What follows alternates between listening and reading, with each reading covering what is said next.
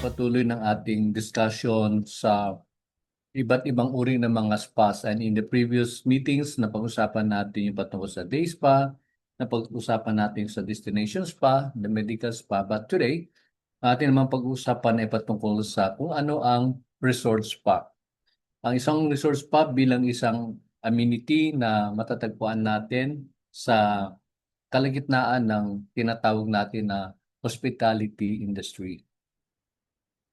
Ang pamagat ng ating presentation today is The Resort Spa Hospitality Meets Wellness. Ano yung ating learning objectives?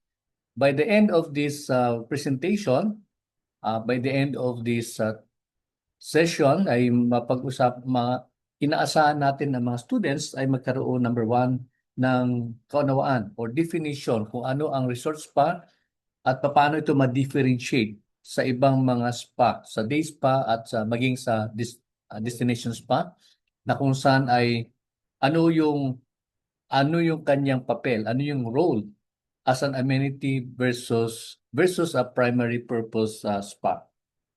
Ang pangalawang objective ng ating talakayin sa araw na ito ay to identify the unique operational challenges and advantages of operating a spa within a hotel or a resort environment.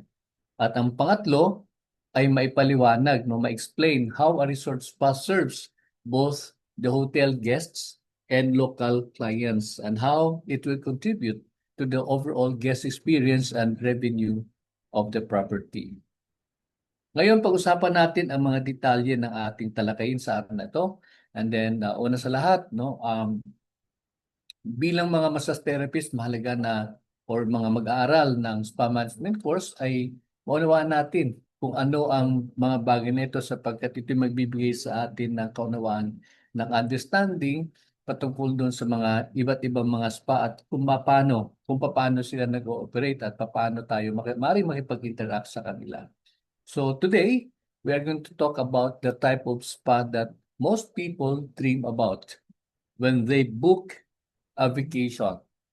Okay, ibig sabihin nito, ito yung naisin ng iba kung sila may chance ang makapag-book ng vacation, ito yung gusto nila mapuntahan sa resort spa. Now,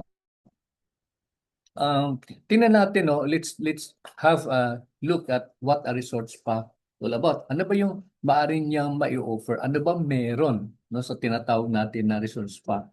Una sa lahat, ito ay patungkol sa location. Saan ba siya nalulocate? Ano ba yung kanyang kapaligiran? No? Marahil ano ba yung naaamoy natin kapag ganito yung pinag-usapan? Pinag-usapan natin yung resort spa.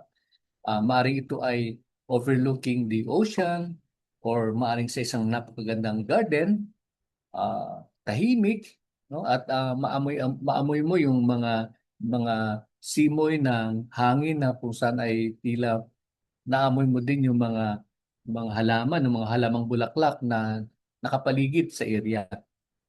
So, exactly, we are driving into a world of resort spas where tulad ng ating pamagat ay yung hospitality ay nagtatagpo doon sa wellness na kung saan ay ang isang kliyente nagkakaroon ng tinatawag natin na unforgettable vacation experience. Okay. So ngayon, pag-usapan natin, ano nga talaga ang resort spa? How does it distinguish with other spas that we have previously discussed about? A resort spa is a professional spa operation located within a hotel or within a resort, even a cruise ship or other hospitality establishment. Its primary purpose is to serve the guests of that property, though it may be also be open to the public.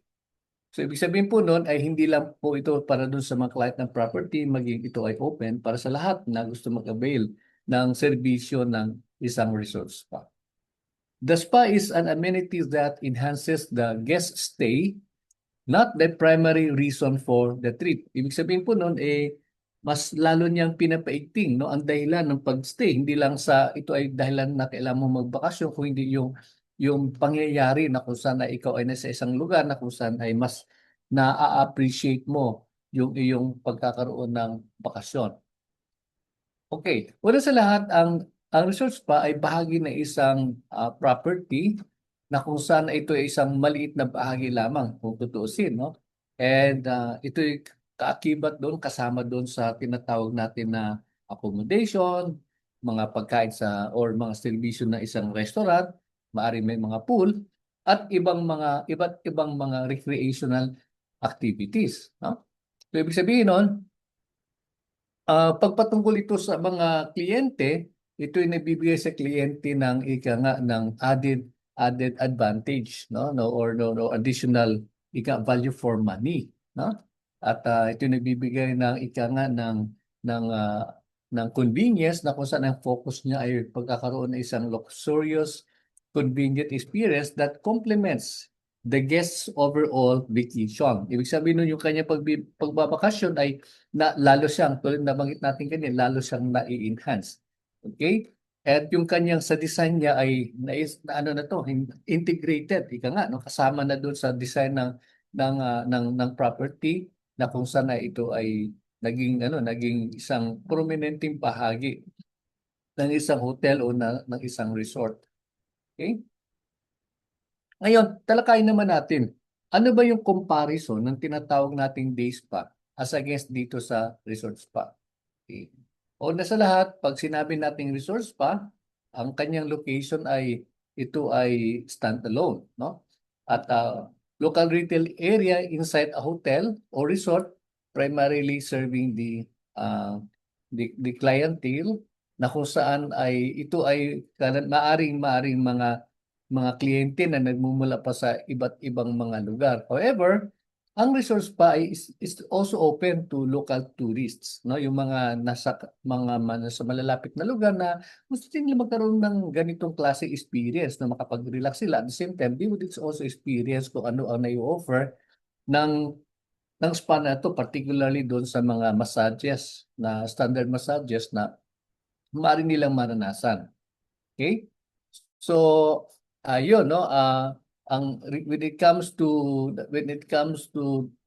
yung kanilang stay, well, of course, when you avail of the services sa isang resort spa, flexible po yun, no? Kasi kung ang isang tao ay resident doon ng hotel o ng isang resort, pwede niya ma-avail anytime kung gusto niya, naisip niya. Habang open, yung spa na yun ay may enjoy niya yung amenities na yan. Okay? So right now, we will take a look at kung ano yung comparison naman when it comes to the resort spa as against doon sa tinatawag natin na destination spa. May mga nagsasabi na ito ay may mga mas matuturing tayong mga distinct na pagkakaiba, no? Maraming mga estudyante ay nako-confuse sila pag pinag-usapan ng resort spa at even destination spa because they have both have accommodations, no? So ibig sabihin po noon pareho naman silang tumatanggap ng client na nag-i-stay sa kanila at na-avail yung kanilang mga iba't ibang mga serbisyo. No, tingnan natin, no? Tingnan natin kung ano pa yung mga bagay na maaring masasabi lang natin na makikita lang natin sa isang resort spa. Now, in this slide,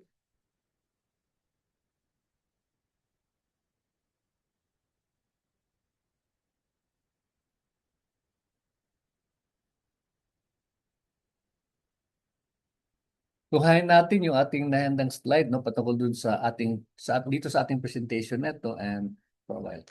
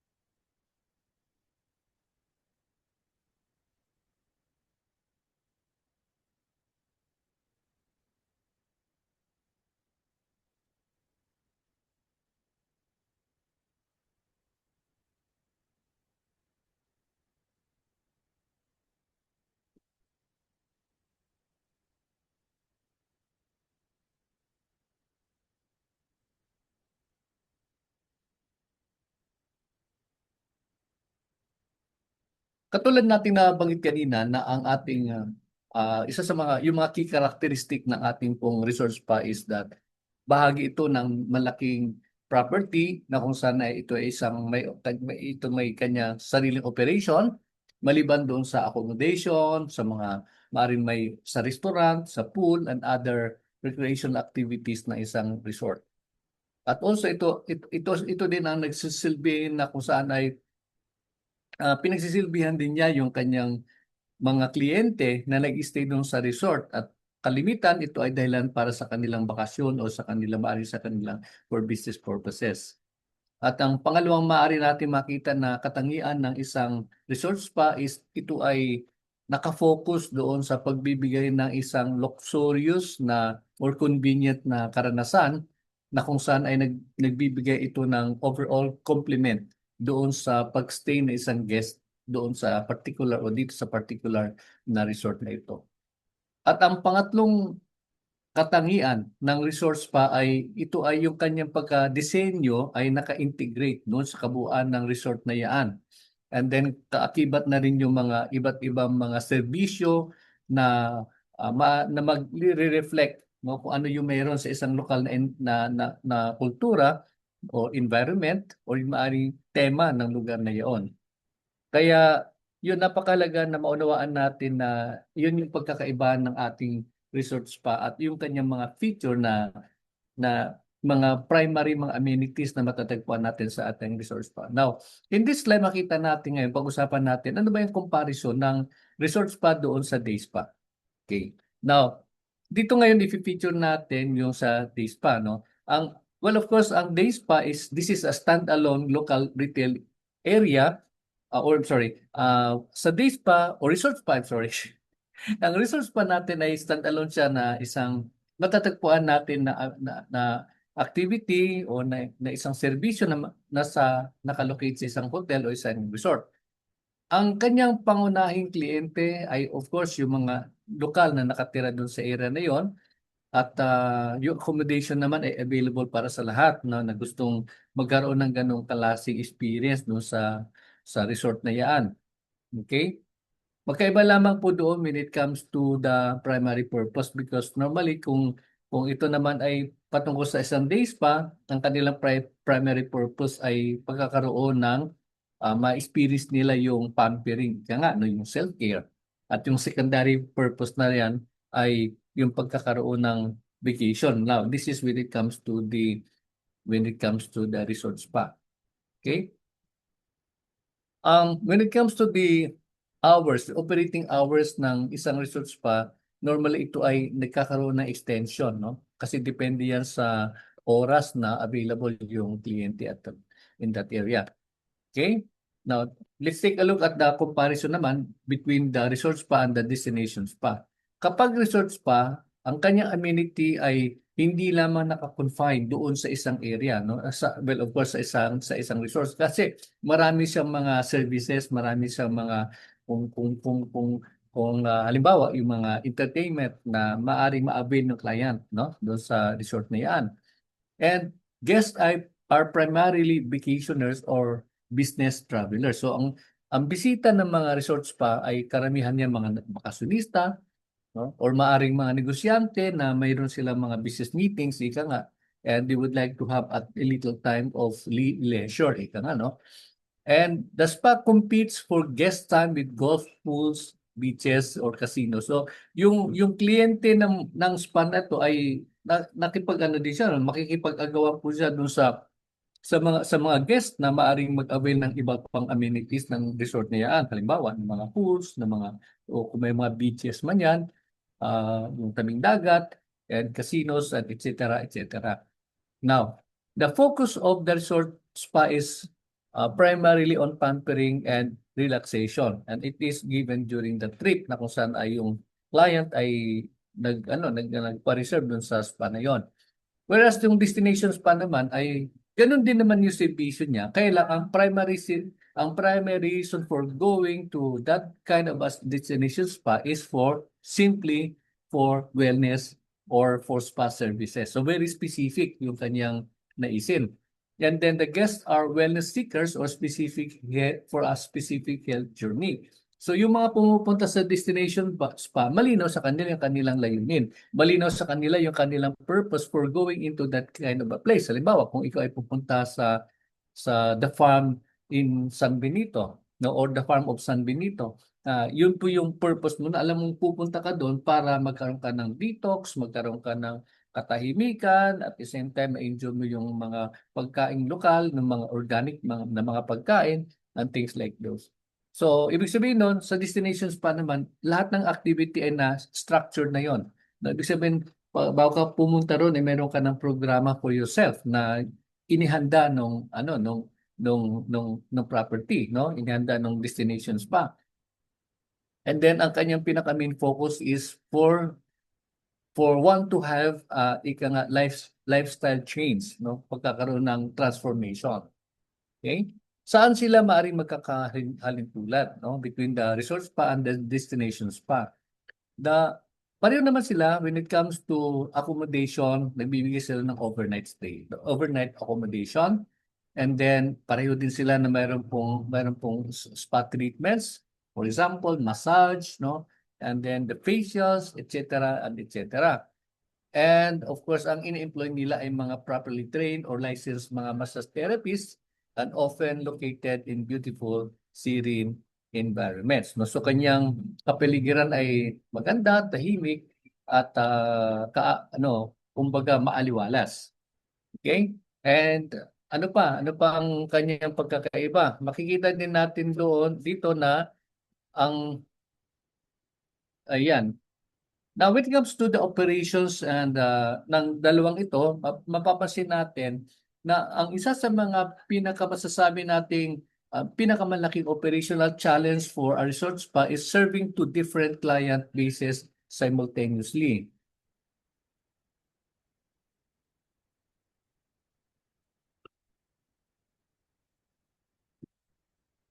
So the first one is yung makikita natin dito yung client type 1, ito yung usapan na natin dito ngayon, yung dalawang uri ng kliyente, and the client type 1 is the hotel guests, no, and this needs convenience. Ang gusto nila, ang kanilang preferred ay magkaroon ng convenience doon sa kanilang pagstay, and then they would expect a flexible scheduling and the treatments that fit into their vacation schedule.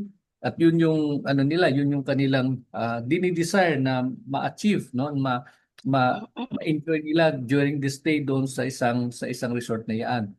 Well, for the constant problem there is yung kanilang booking is normally or kalimitan nagkakaroon ng last minute booking, no? At ito yung maging problema doon sapagkat kung ang naisin ng isang client na magkaroon siya ng wonderful or memorable experience, ay ito'y ma-achieve niya, subalit kung minsan kung alanganin yung kanyang booking, hindi niya ma-enjoy yun sapagkat maaaring may tao nang nakipag-book doon sa serbisyo na may offer ng resort spa. No, so what is the challenge? The challenge here is that they're often unfamiliar with the spa etiquette or what to expect. So yung mga kliyente, dahil hindi naman yun ang talagang dahilan ng kanilang pagbisita sa lugar na iyon, so they might be some kind of unmet expectations. No? Kasi hindi sila familiar kung ano ba yung mga patakaran ng spa, kung ano yung mga sistema dapat susundin, at even what to expect during their visit doon sa spa na yan. Okay? And so, ayun, yun yung mga pinaka-major na mga challenge na makikita natin when it comes to the operation ng spa. And for a while, medyo nawala yung iba kong slide pala.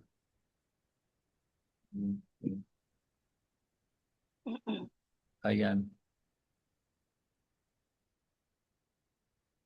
Okay, naputol yung slide. But anyway, in this, let's just move forward. Hindi ko makita yung... Hi, Rhea. You came in late. Hi, hello po sir. Good afternoon po. Sorry po na late po. Kaka-break time lang po namin sir.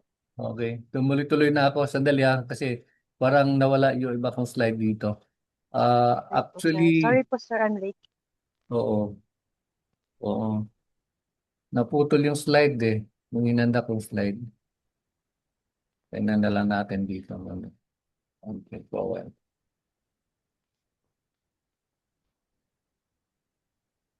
Ayan, tulad na bagit natin kanina is when it comes to yung comparison, nagkaroon tayo ng discussion regarding sa comparison between the resort spa and the destination spa, no?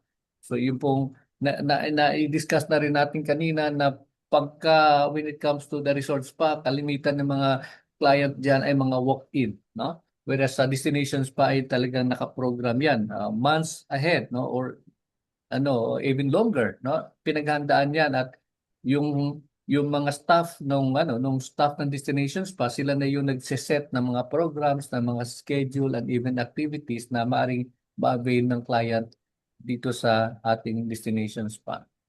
And ang dali. Alright.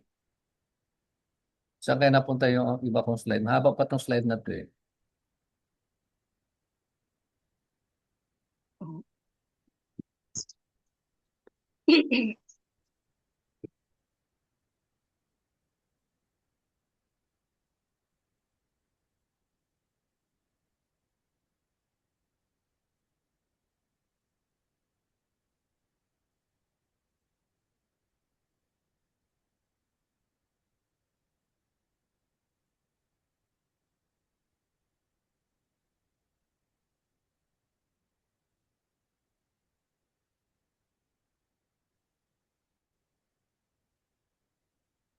We had the discussion kanina with regards to the type 1 client no ng isang resource spa. And ngayon naman pag-usapan natin minus the slides, hindi na nawala yung slide na ginawa ko kanina.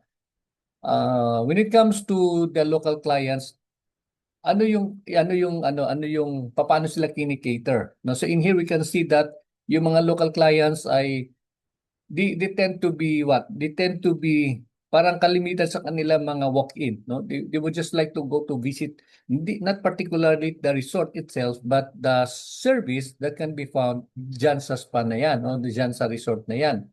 And that is why makikita natin dito na uh, some of them may be the book in advance, no? With regards to the spa na gusto nila o service na gusto nila maranasan, but the others like what I said kanina, they tend to be just walk in and avail of the services. But unfortunately, tulad na bagit na natin kanina, there might be times na maraming kunwari sa isang resort na yan nagkaroon ng marami ang booking, nagkakaroon ng shortage ng mga massage therapist na mag-handle ng clients, no? So that is the discrepancy, the gap that normally happens kapag nagkakaroon ng full booking. And the others won't be catered as a result, no? So, ayan po. And of course, ang expectation ng mga local na mga residents, no, when they avail of the services sa isang resort spa, they expect that they would be given what they shall we say parang special attention, ano?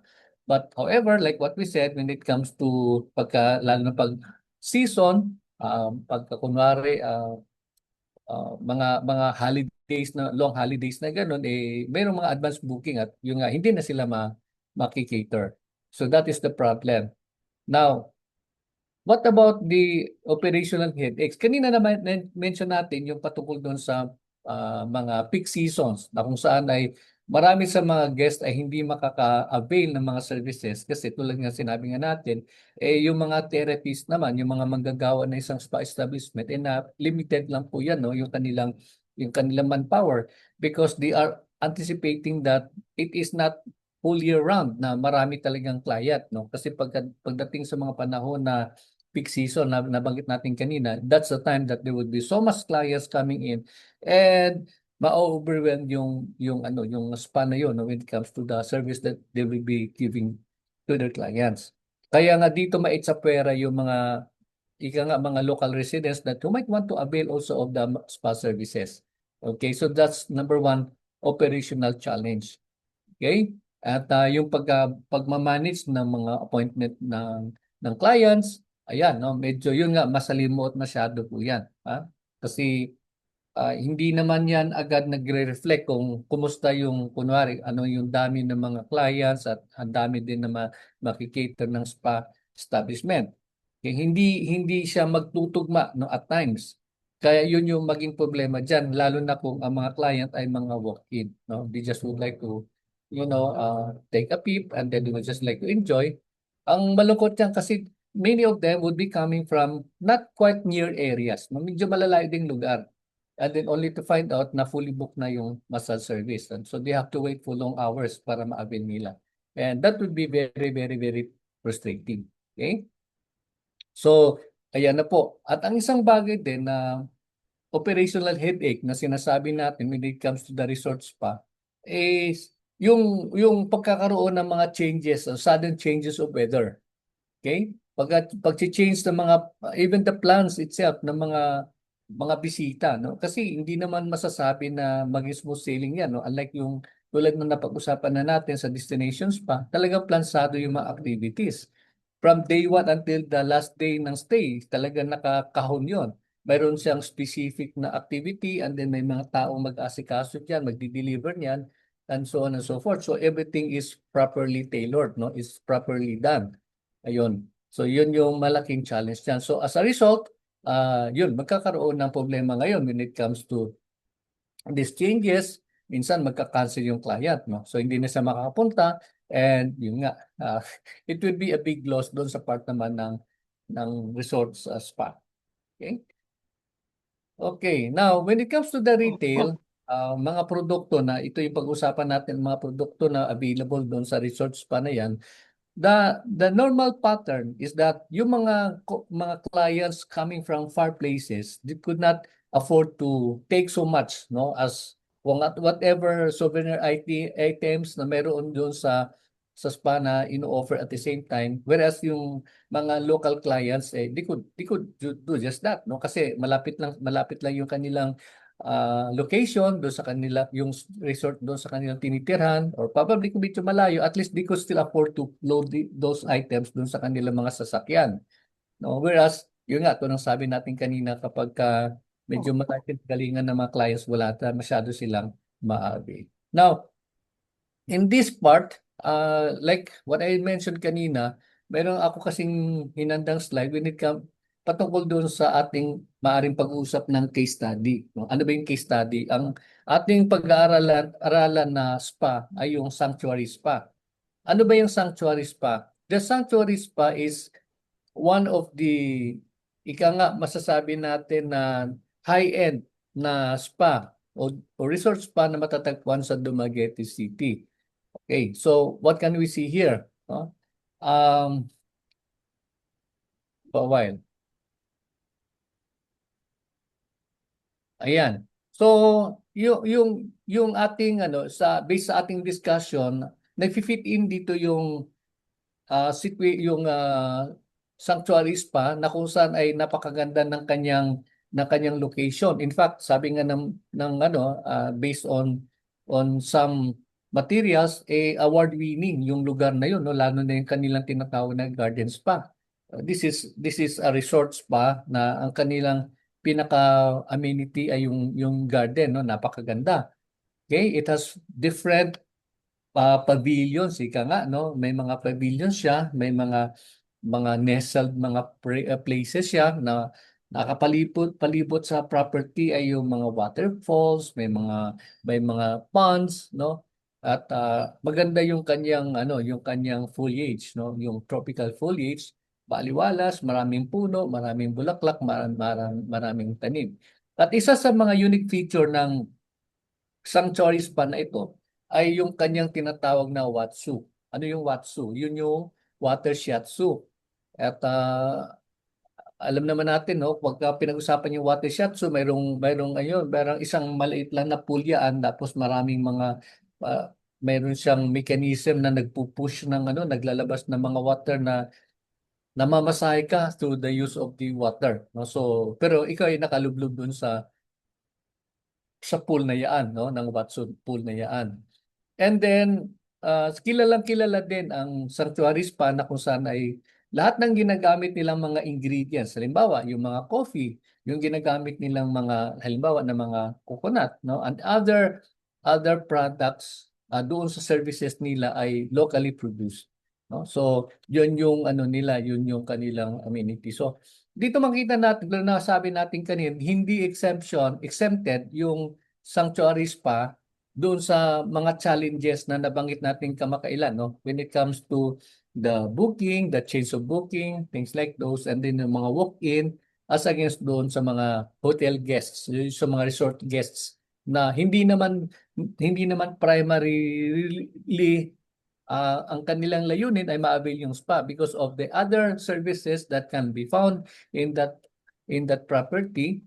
Maring hindi priority nila yung spa o yung massage service, no?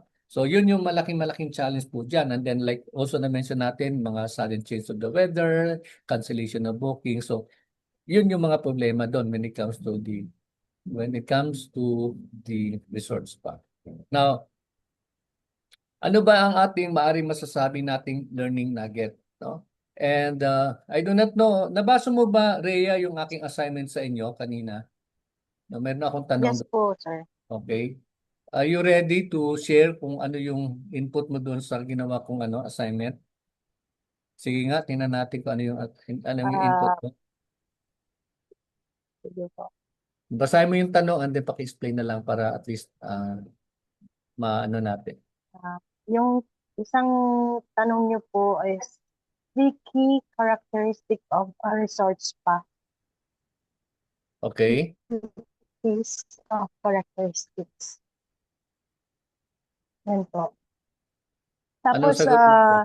ang Mm. pagkakaintindi ko po doon, yung three characteristics of the spa, yung pong amenities po ng spa, Mm. yung mayroon po silang mga multiple pools, may mga Mm. hydrotherapy pools, fitness centers, Mm. yoga pavilions, mga ganun po.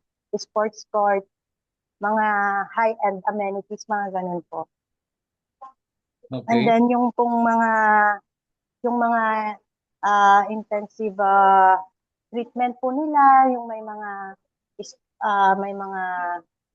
high-end po na parang anong tawag po nito, yung mga spa na anong tawag po doon, yung may mga magagandang tanawin, ganun po siya. Mm. Mm. Tapos yung area po niya as in yung location po niya nasa magandang place po. Karamihan po minsan nasa beachfront, mga ganyan po.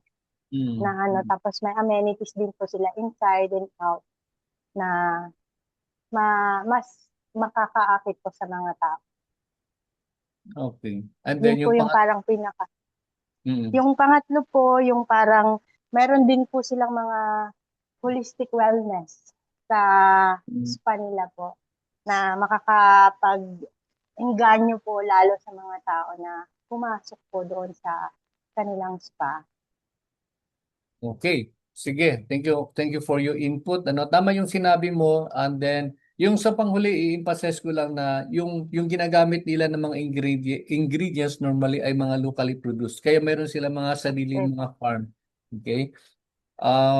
Not only that, no, kasi tulad ng napag-usapan natin doon sa destinations pa, meron din silang sariling may plantation din sila, may farm din sila, may garden din sila na produces organic mga food, no? So ganun din. Almost similar when it comes to the local produce na ginagamit ng resort spa, no? So that by itself is one way para magkakaroon ng sabi nga natin ng sense of authenticity, no? Doon sa place. At saka minsan yung napapansin ko yung ibang mga properties ay nag-a-announce sila na well the food that we or the produce that we use here are locally grown by kunwari sasabihin nila mga native na isang lugar na yaan, no? Yun yung kanilang hanap buhay bilang bahagi ng tinatawag na customer service, no? Or yung social responsibility, yung CSR, no? So ganun yung ano niya. Parang nagkakaroon ng meaning yung pag-avail nila ng service, no? It's not merely just to pamper themselves, but at the same time, when they avail of the products and services, they're helping the local community as well. Okay? So yun yung ano, yun yung makikita natin na maaring catching point, no? Maaring trigger, no, para ma-avail yung kanilang mga services. Okay? Ngayon, so ang maring isang tanong dyan is, bakit ang mga hotel ay nag-i-invest sa spa? Would you know kung bakit ang mga hotel ay unti-unti, wag ka umikot ka, halos lahat ng mga hotel nowadays, lalo na yung mga high-end hotel, ay ano, mayroon silang mga spa. In fact, itong client ko ngayon, actually right now, andito ako ngayon sa Taguig. Yung client ko ngayon is, this is isa sa luxurious spa na mag-o-open anytime. Yung U-Spa na sinasabi, owned by Koreans. Yun yung kanilang ano. Yun, makikita natin sila na yung hotel, yun yung ano niya, no, talaga mayroon siyang inihanda kasama yun sa kanyang ano, sa kanyang development ng hotel na yan ay mayroon siyang luxurious na spa establishment, talaga nakabukod siya. No? Integrated siya pero nakabukod siya doon sa hotel na yan, no? So the objective is, kasi yung hotel na to, the hotel is Brittany Hotel. Ito yung matagpuan sa McKinley Road dito sa May Taguig sa Bonifacio Heights. Eh talagang high-end yung place. No? In fact, katabi din yun ng SM Aura, no? If you are familiar with the SM Aura. Yes. Okay? So yun yung ano niya, yun yung makikita natin na they're doing it because they know they have a market, no? Kasi Yes. lalo na kung travelers, gusto nila yan, magkaroon sila ng relaxation, things like that. So same is true when it comes to the resort spa, because if they go for a vacation, kunwari yung um, I do not know if you're familiar with Maribago Resort dyan sa may Cebu. No, I happen to also teach the ano diyan, yung mga therapist nila doon sa kanilang spa establishment. Talagang high-end yung lugar, napakaganda ng view, no? At saka ang dami nilang mga clients na mga foreigners. Pero mapansin mo, mayroon silang ibinukod na isang building doon sa compound nila na talagang ano, just merely for the spa. At ang pangalan ng spa at that time is Amuma Spa, no? Amuma Spa. Maganda yung place, maganda yung environment, and then properly train yung kanilang mga therapist. In fact, halos lahat ng mga therapist nila ay mga DOH license. No? So, the idea there is that we it has been found out na halos lahat naman ng mga clients ay nag-avail ng massage na once they go for a vacation. But the only problem, like what we had mentioned kanina, yung client kasi hindi lang nakafocus sa spa, because yung resort na yan may have other amenities that's being offered. So yung spa magkukumpit yan sa ibang mga services na ino-offer ng resort. Okay? So, kumbaga pagalingan na lang yan ng marketing strategy. I think yan naman sa totoong labanan eh. Pagalingan ng marketing strategy to attract more people to avail of the services. Okay? And probably, yun nga, no? Kasi, halimbawa, kung mga sports na related activity doon sa resort, minsan, di ba, may mga volleyball dyan sa tabing dagat, may mga, ano pa yan, yung mga other, mga water amenities, mga skiing na gano'n. Eventually, napapagod din yung mga tao.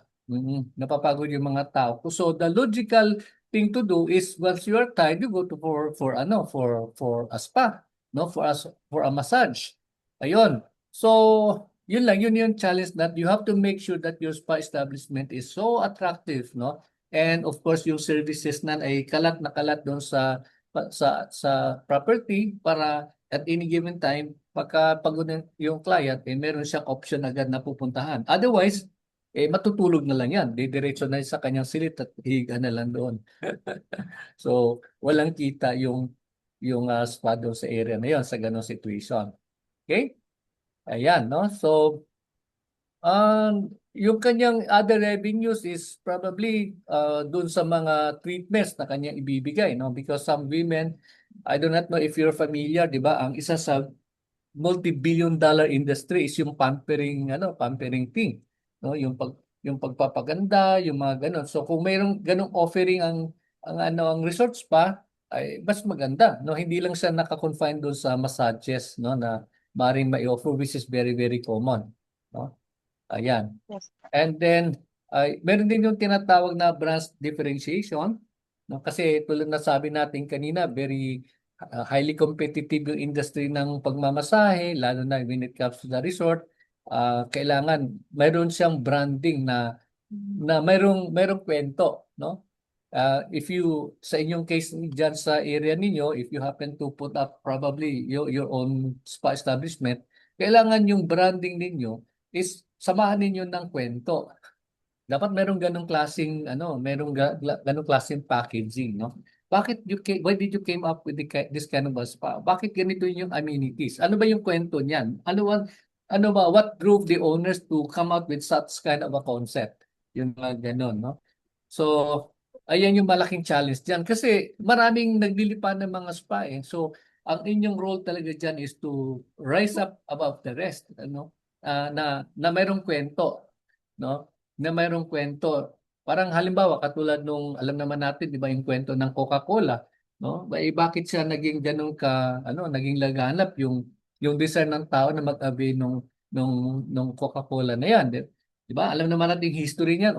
Una sa lahat, 100 years ago.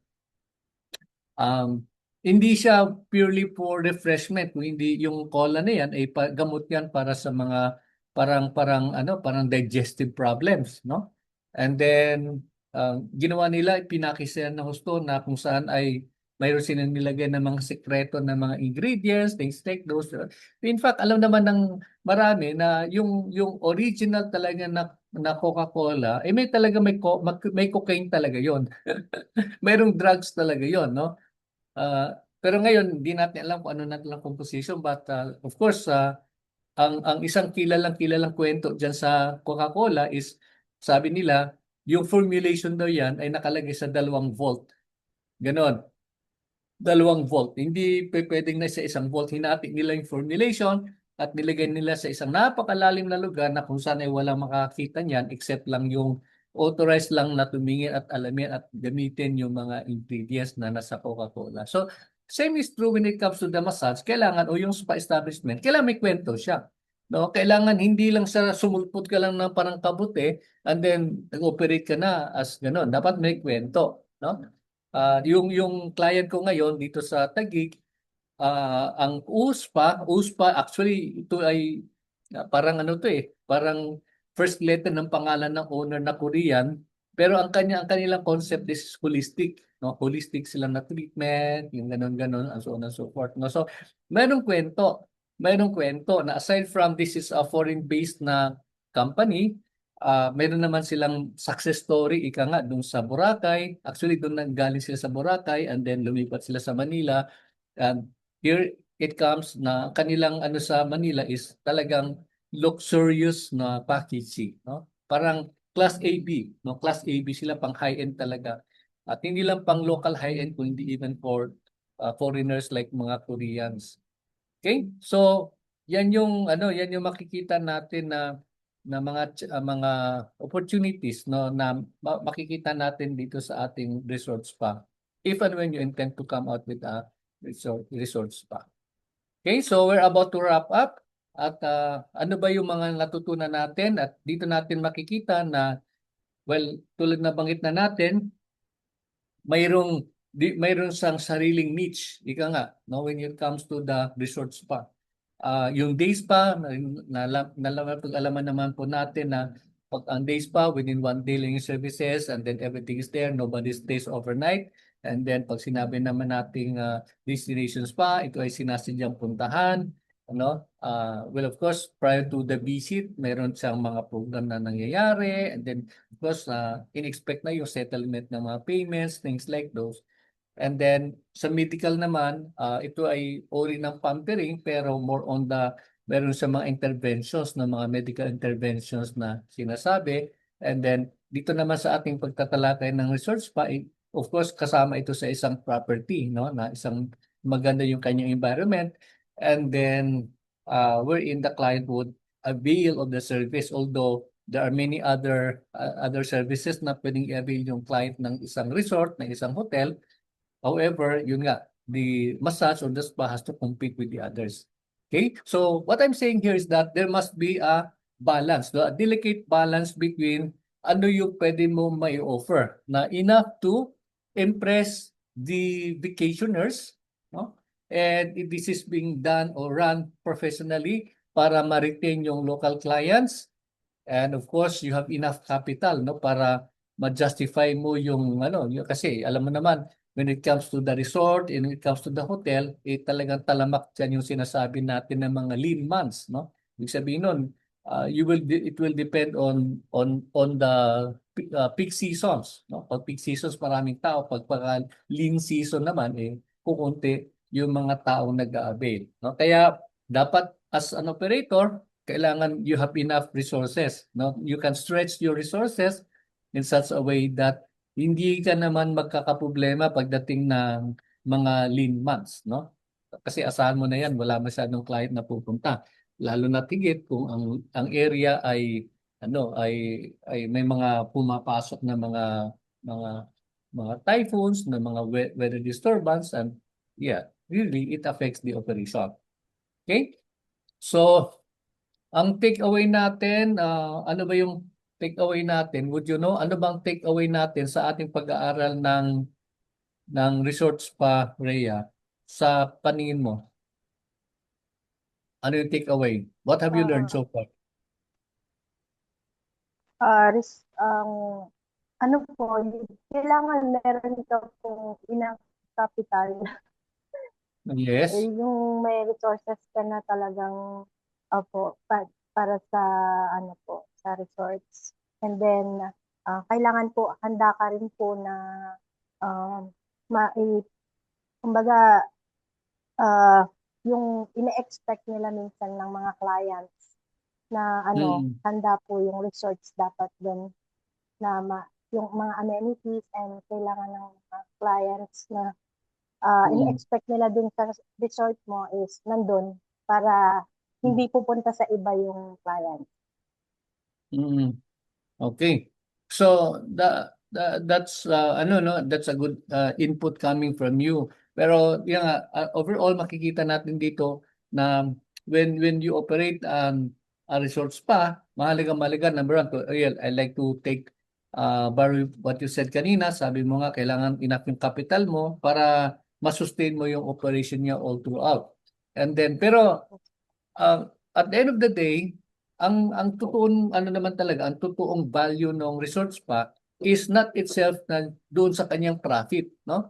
Kung hindi, ano ba yung tulong niya na magbibigay ng an ika nga ng isang unforgettable experience doon sa client.